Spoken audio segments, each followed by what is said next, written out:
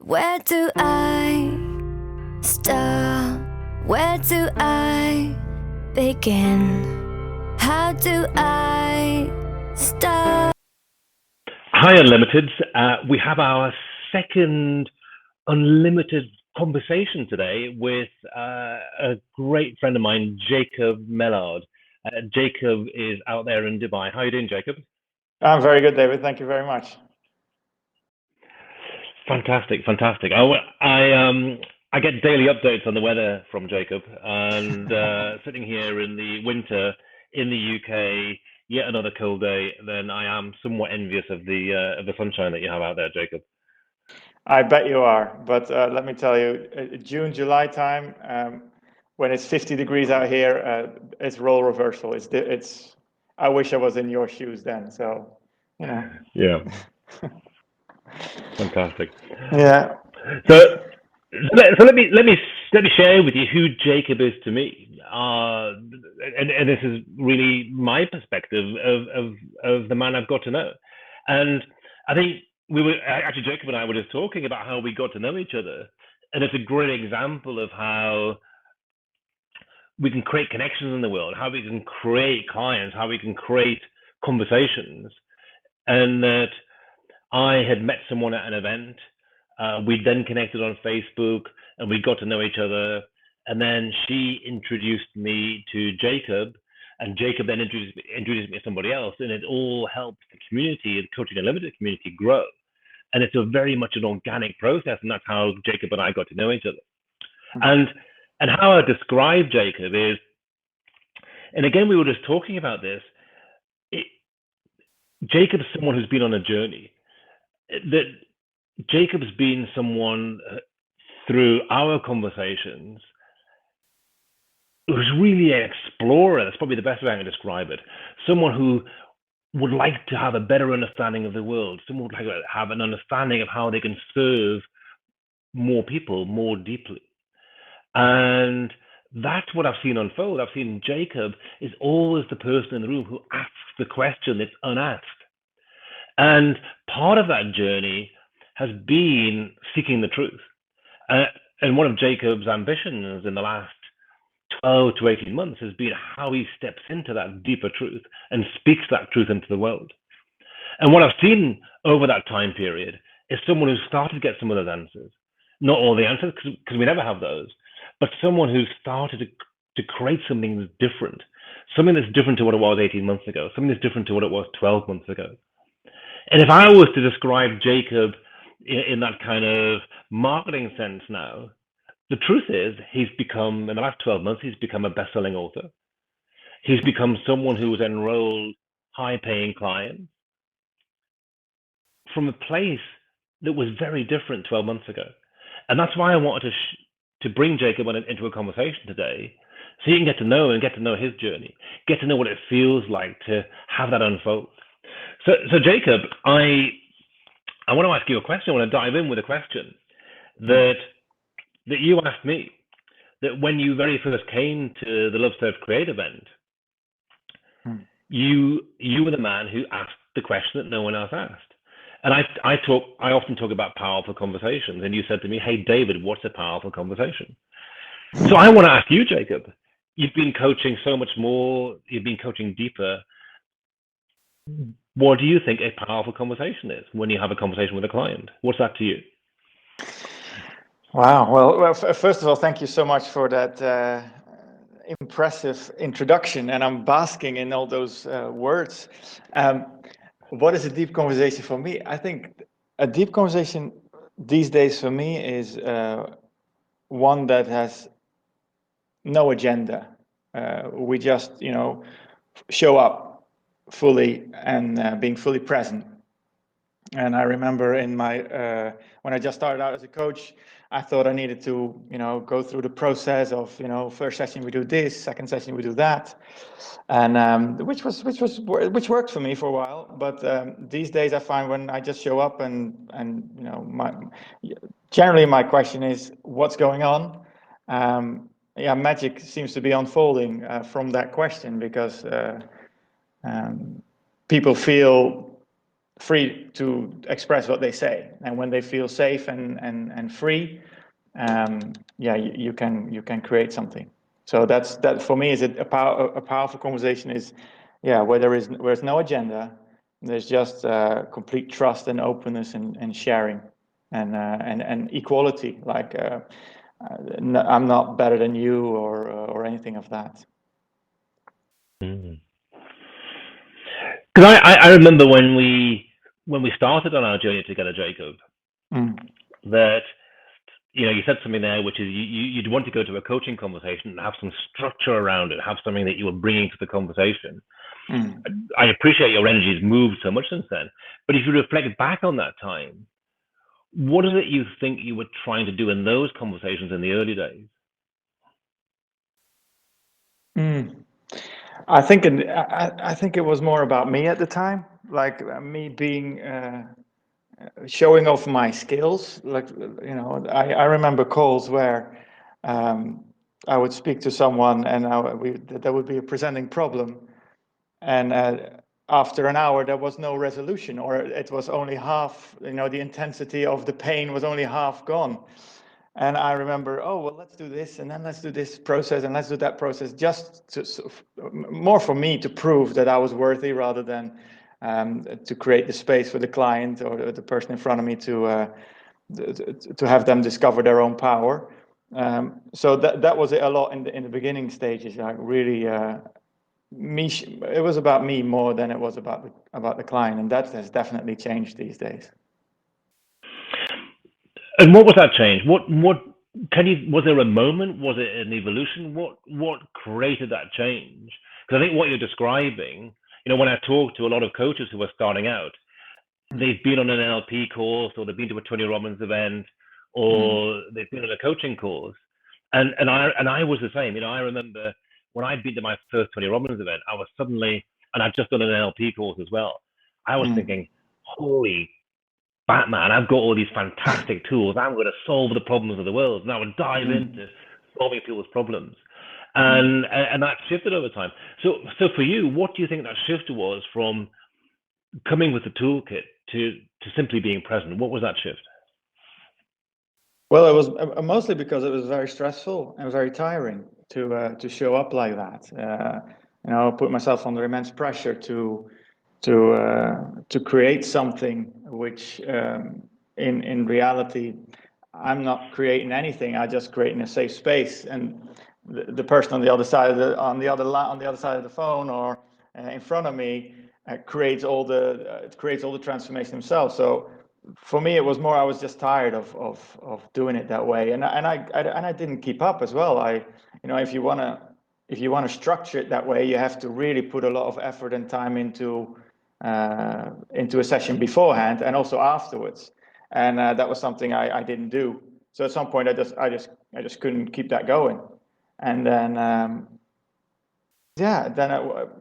can't really pinpoint the exact time, but it was just like, okay, well, let's see what happens. And since those conversations, and that's been about, it must be about a year and a half ago, about 14, 15 months ago, where it's been like that, where I show up like that.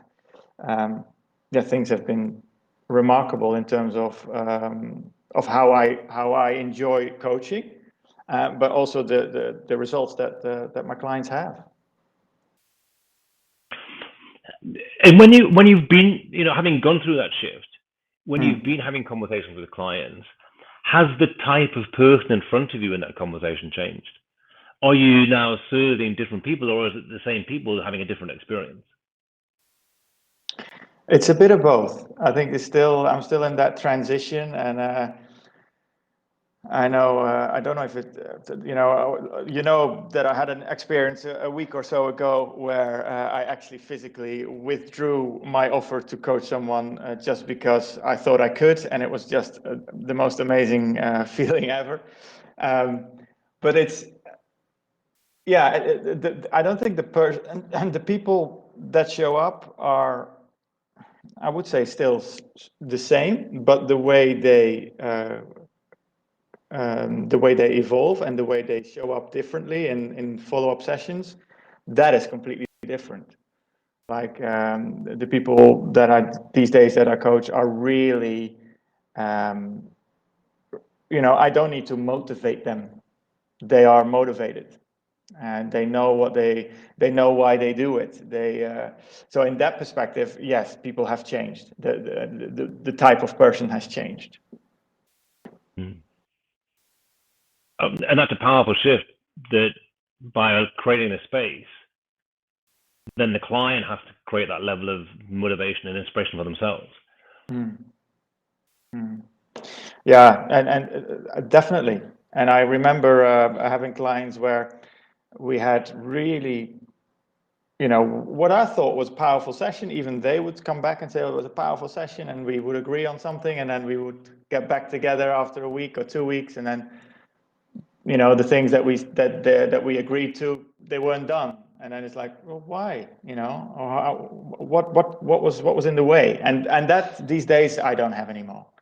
It really is, and I at some point I took a lot of responsibility for that as well. Following up and emailing and texting, and how's it go?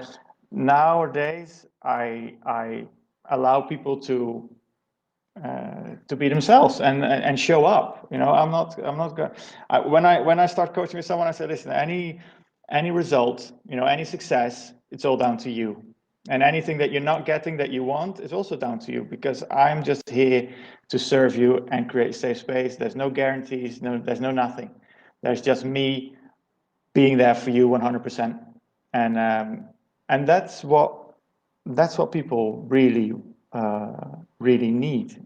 Some people want something different, but in the end, it's what they need. They just need to learn that they can get whatever they want when they put the work in, or when they focus on what they want. That's my philosophy. So, speaking of philosophy,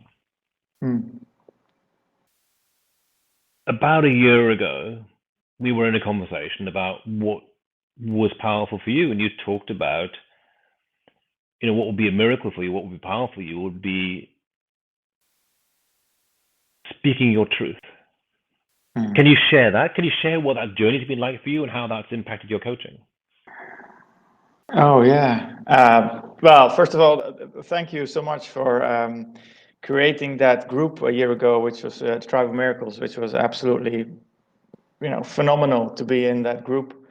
And I felt within that group, I felt like I was, it was Tribe of Miracles, all very inspirational people, all with very inspirational visions and things that they wanted to create.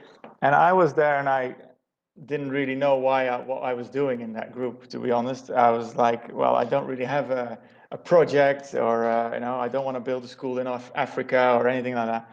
But it became clear that I wanted to say what I want to say, and that has been really quite a journey, because I'm still on it, because I'm nowhere near there. But I definitely have made quite a few steps since. And yeah, what it's like, it's scary. It's scary stuff. It's because I'm not used to speaking my truth. I'm a people pleaser by nature. I've been nurtured very well by my mother to please, and there's nothing wrong with that. Saying that, it hasn't served me very well. So it's been uncomfortable, but at the same time, it's been groundbreaking and freeing and amazing. And the last 12 months really have been phenomenal in terms of how I have experienced life, the people I've met, the conversations I've had, and the joy, but also the pain I felt, and just because I was speaking my truth. So can you share an example? Because I think you make a really powerful distinction about people pleasing versus telling the truth. And in my experience as a coach, that is a powerful distinction. That when I stopped trying to please the person in front of me, and I think back to a coaching client I had, and I was so wrapped up in pleasing them that every time I had a call with them, I didn't look forward to it at all, and I was left exhausted at the end of it because I was so focused on pleasing them that they were just sucking me dry of energy, and it wasn't serving them in any way. And yet, I recall recently, I think an ultimate example of speaking the truth. I was coaching with someone new, and I asked them to describe what their business was about, because their business was struggling. I asked them to describe their business to me, and at the end of 5 minutes, it said, "You know what? I'm just really bored." He was shocked. I said, because the reality is, if this is your best and telling me what you do for your business, and I'm bored, that's why you've got no business. How do we change that? And actually, we changed just a couple of little things, and he was overwhelmed with new business. So tell me, in your journey, because what's the difference in your coaching between the pleasing and the telling the truth? If you've got some examples of that. Well, one example, and this was actually happened a few days ago, and what I used to do, if people were to tell them, what they were going through, and they would give me this big story about how everything unfolds and how things happen, and people are quick to say, well, you know what I mean? And then we sort of nod and we say, yeah, I get it, but really we don't, or at least I don't. But I used to say, yeah, I get it, just because I didn't want them to feel upset or not understood. But these days I say, no, that doesn't make any sense. And when I say that, there's almost like a shock, a reaction, like they fall still or they start laughing, and then they hear themselves and what they just said, and then they say, yeah, it doesn't make sense. And that's just a very small example, but it's very powerful in terms of how that comes across, because people are so stuck in their story, just like I am, and I think we all are. We all tell ourselves a story, but if it keeps you stuck and it doesn't serve you, for someone to say, well, that doesn't make any sense, you ask me if it makes sense, no, it doesn't, and that sort of jolts them out, and that's been something I thought I would never do, because I would always agree. It's, yes, I understand it's painful. Yes, I understand it's difficult. Yes, of course. And actually, no, it's not. It's not difficult. It's actually easy. But what are you doing? Does it make sense? No, it doesn't. That would, that's just a small example of me speaking my truth.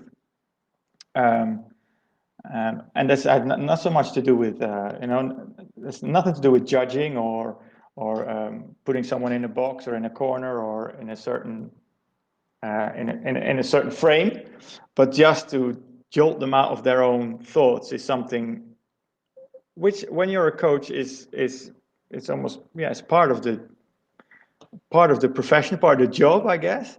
But that was something I really struggled with, and these days I'm quite comfortable with that.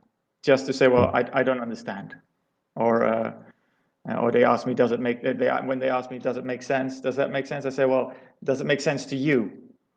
And then they say, well, no. And then, okay, so then we go on from there, rather than me just saying, yeah, I know what you mean. So does that answer your question? Yes. So there's another example I want to come back to in a moment about truth. But before that, I have one, I think, a burning question, actually. You may not remember saying this. It was sometime last year, you said to me in a conversation, you said, I'm just sick of this senseless serving. Now, I don't know if you remember saying that. And it was through a time when we were talking about the philosophy of coaching, of organically coaching, of serving people and seeing what shows up and developing through conversations. So I don't know if you remember saying that, but that energy was definitely there.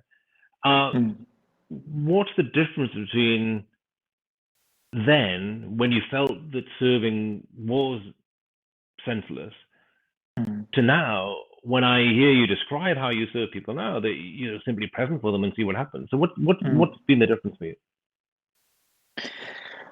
I think, again, I think a lot has to do with the speaking my truth part. So when I referred to senseless serving, was again the pleasing of others. People have a problem, and I want I want everybody to be happy, to be free of pain, to whatever they want, I want for them. And when I spoke about senseless serving, it was about people that, I don't know, they just, it's almost like they take, and I was giving to get, I was serving to receive, and that again has changed with me speaking my truth and saying, well, just show up, be me, have a conversation, and then I don't know if there's something coming at the end of that, but the senselessness, it was more because I was doing it with an expectation of, let's say, creating a client or hoping that they would come on my program or something like that. And that was, you speaking to, it was all, people not, I don't know, it's almost felt like rejection, I guess. Because I was giving this to them and I was doing that for them, and they're not willing to do their part, which was, handing me money basically, and that has changed now. Like that whole energy I'm stepping into now is different. So when I'm on a call with someone, I'm on a call with someone, and let's have another one next week. Great. And if I'm not feeling it, then I also say, well. I don't think you're ready, or I'm not feeling it. There's more honesty from my side. So the again, when I spoke to you about that, and the senseless serving was pleasing, and getting acknowledgement, and getting being told, oh, thank you, so you're such a great guy for spending all this time with me. But at the same time, the person didn't want to do the work. But also maybe wasn't even looking for coaching, but it was more me. It was me looking for validation, looking for look what I can do. Again, like especially when also in the beginning, like let's do this process, let's do that process. Look what I can do, kind of thing. As right now, it's that has changed. So yeah, that's the difference in energy for me. I'm loving those distinctions in there, Jacob. I love that when you're giving to get, how that does feel senseless and how it uses your energy up. And I don't want to pick up about something you said about people paying you. That I hope you're okay to share this. That recently you were serving somebody powerfully, telling them your truth, and then they paid you. You didn't ask for anything, but they paid you, and they paid you more than you've ever been paid before. So I'm kind of curious. Are you okay to share about that journey?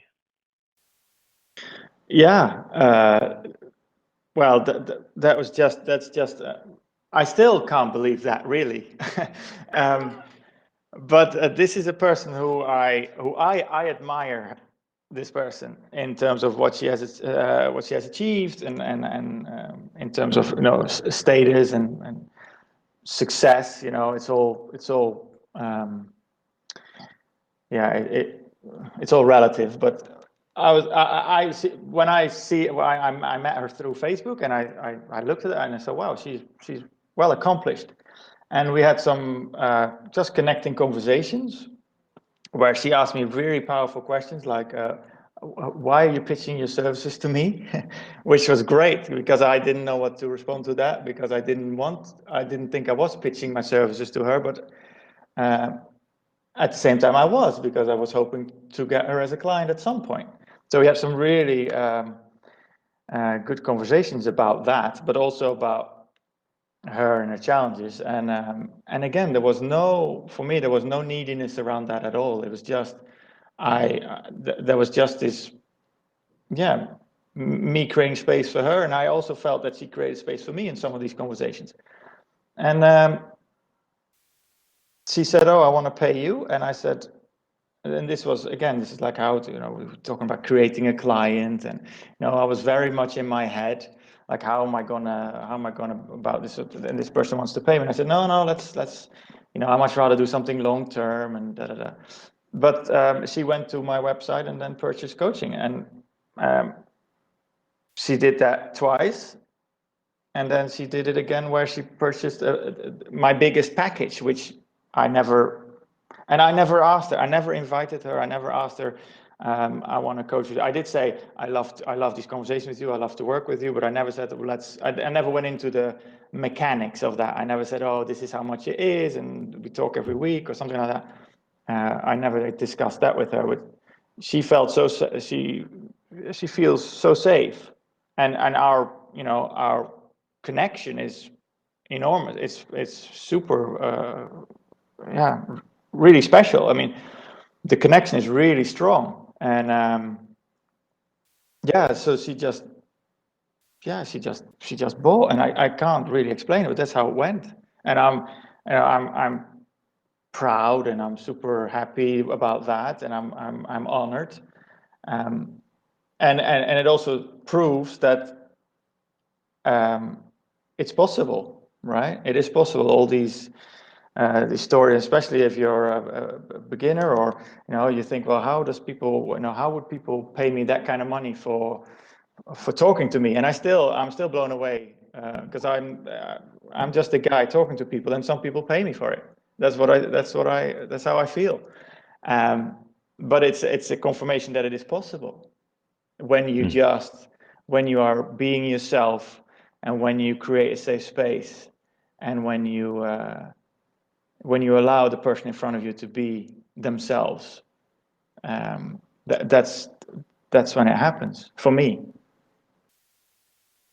I think that's a beautiful description, Jacob, of the coaching process. Simply be with someone, allow them to be more of them, Right. and they'll come back, and they want to pay you for that. But I also I want to recognize some of the power that you bring to this. That you mentioned it earlier in the call, that there was someone recently where you said to them, actually, I want to coach with you, but I'm going to withdraw my offer. And when you described that to me, you shared some really powerful language around that, and some really powerful thinking. So if you're okay to share that, I'd love it if you were able to share that, because I think it's a great example of the process of enrollment and creation. Well, this has only happened a week ago, and it was just phenomenal, because I really felt as if I was really being the coach kind of thing. Like I did a public presentation. Someone was there. I talked about law of attraction, and he was there with this gentleman was there with his wife, and they came up to me after the session, after this presentation, and said, "Oh, I really enjoyed your presentation. I know I've been doing law of attraction work for 15 years, and it's really good what you're saying." And his wife has been listening to him for 15 years, him rattling on about law of attraction, but never understood. But after my presentation, she knew exactly what he always was talking about. So great, nice conversation, and he was talking about his business and what he was looking for the future. But it was very short term, like he had a 2-week, 3-week plan, and then afterwards he was in the process of selling his business, not really knowing what to do next. And so I asked him a couple of questions around that, and he was like, "Oh, I'm going to do my thing. I'm going to read a book, and I'm going to listen to some inspirational stuff," and not really wanting to commit, but also not really wanting to explore. So we had another conversation, and I asked him, like, "What is it that you want?" And then he said, "I want to be a millionaire." I said, "Okay." I said, that's fantastic. Congratulations. I'm sure you'll be able to be that one day. But what's behind the money? What's behind the why? What is your why for that? And he couldn't really come up with it. And so I was really, and I was still feeling, I could work with him. I would, let's see. So I proposed to him. So, well, because he said, "Oh, well, what would it be like to work with you?" And he really asked me about it. And I said, "Okay, this is it." I gave him all the technicalities. Oh, this is the money. This is how much we're going to talk, and and the price. And then I said, he said, "Oh, it's a lot of money, this and that." He wasn't really sure. And then I could feel there was some distance created through this little piece of technicality of money and how it was. And I felt it, and he probably felt it as well. So I asked him, I said, because we talked to him. He wanted to become a coach, and he thought about inspiring people and helping people. And I said, well, why don't you? If you say that you want to become a millionaire, what will life be like in 6 months' time? And he said, oh, I don't want to talk about that. I don't want to think about that. I said, okay, well then I'm gonna withdraw my offer to coach with you. And what I would like you to do is I'd like you to go home over the weekend and write down on a piece of paper, it's July 1st, 2016, and I currently feel, I currently see, what will life be like in present terms, in 6 months from now? And he says, yeah, okay, I'll do that. Then at the end of the weekend, he sent me a message saying, I've decided not to coach with you, and this and that. I haven't done the exercise. So okay. So I called him, and normally, again, this is something I would just send a message back, or I would think, okay, it's good, whenever you're ready, or whatever. This time I called him back, and we had an hour's conversation where it came down to the point that it was the money part, and he wasn't, he couldn't. He wanted to know what he's going to get for his money. He said, I'm an analytical guy, I'm AD, I need to know if I invest this much, what am I going to get back? And I said to him, well, I'm not giving any guarantees. Again, normally I would say, oh, well, we create goals, and then you're probably going to be having, your business will be starting, or I would tell him something probably. This time I said, I don't give any guarantees. Depends on how you show up. I may say something and it might be too little. You might get even more than what I say to you. So we had that conversation, and really an hour went past, and he was like, yeah, he said, I can't afford it. I said, and I understand that. And he didn't want to do the exercise. I said, listen, but he did want me to keep talking to him and keep serving him. And he said, oh, I want you to be in my mastermind group. And I said, let's do this. Do the exercise I asked you to do, but do it twice. So do it this week, and now do it again next week, and then call me. So he called me yesterday, or he sent me a message yesterday saying he's done the exercises now, and he loves to meet up with me again. And for me, it was such a powerful thing to just first of all retract the offer. Like there was something didn't think I would ever do. Because it would mean, why did I say it in the first place? I would have all kinds of judgment around that. Once you say something, then you can't take it back, that kind of thing. So for me to say, well, you know what, I'll take the coaching offer off the table. And also just to hold my ground, not to follow up and please him and making sure he's all right, or how's the exercise going, anything of that. It was really enormously liberating, I would say. It was liberating for me. And it comes from the speaking my truth, gradually saying what I want to say, gradually saying what I need to say. Now, I'm nowhere near where I like to be. There are so many things I still want to say and need to say, and it will come. It will come. It takes time. Whenever I'm ready, it will come out. But yeah, this was really a big shift for me 2 weeks ago, where I actually I looked him in the eye and I said, I'll take it off the table, and that was remarkable. Thank you, Jacob. It's such a powerful place to come from as a coach, because that's powerful coaching in its own right.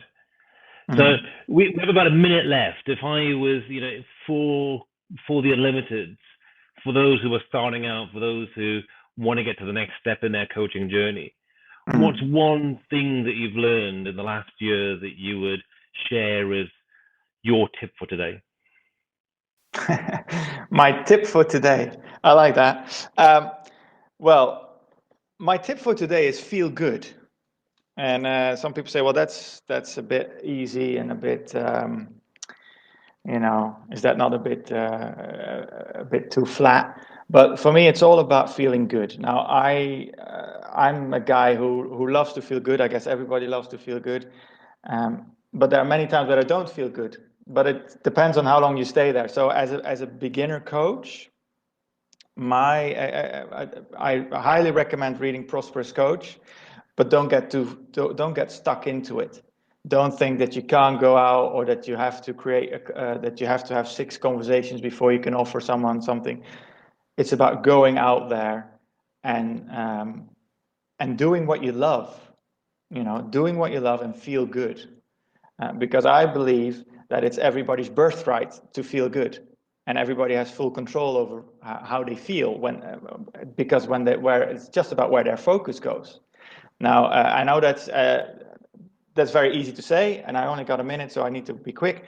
But it's a matter of focus. So, as a beginner coach, just go and talk to people, and be yourself, and be you. That's all I can say. Be you and feel good, and get clear on what it is that you want. Dare to ask.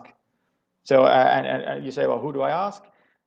Ask your God or the universe or whatever, and just ask, and ask for a paying client. Ask for clarity. But feel good. And when you feel good, it seems to all come together when that happens. So that would be my tip of the day. Thank you so much for taking the time today, Jacob. There is so much gold in what you shared in your journey. So much in that. I really appreciate you spending the time. I look forward to connecting with you again in our next conversation. I'm sure it'll be very soon.